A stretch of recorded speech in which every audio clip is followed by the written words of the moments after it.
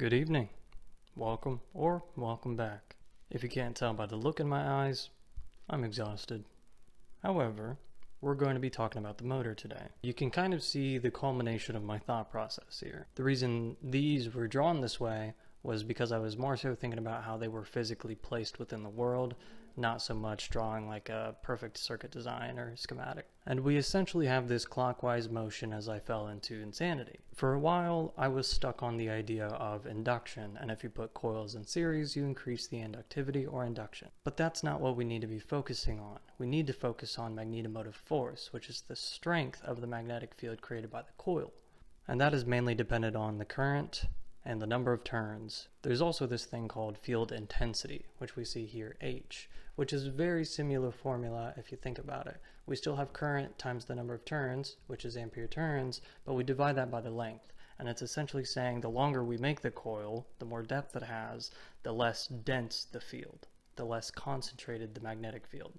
If we want to think about this in a simplified sense, we essentially have our power supply, reed switch, coils in parallel, and a flyback diode. But in actuality, this is essentially what we have minus one component. We have our push button, which leads to a relay, which also leads to a reed switch. That reed switch closes whenever a magnetic field gets close to it. When the reed switch closes and I'm holding the button, we allow this circuit to power the motor, which also has the flyback diode. Now, why am I talking about a reed switch, and why is brushed down quotations? This was our old brushed commutator. Long story short, couldn't get it to work, too much friction, not enough force. Way too much stuff and not enough space.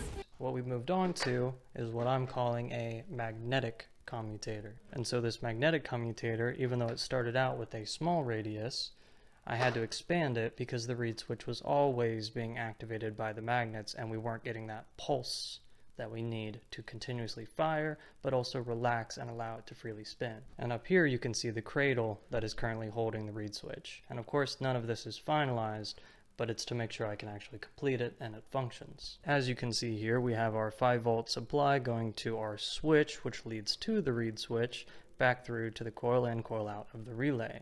So every time everything is triggered, relay closes and activates all the coils. Why did I have to have this relay though? Why am I isolating the reed switch? These coils are effectively getting 5.6 amps each. My reed switch though is only rated for 0.5 amps, so I had to isolate it from the rest of the circuit so I wouldn't cause a voltage drop and affect the ampacity of the coils, and also wouldn't damage the reed switch. Now I think I've kept you waiting long enough. Let's see it in action.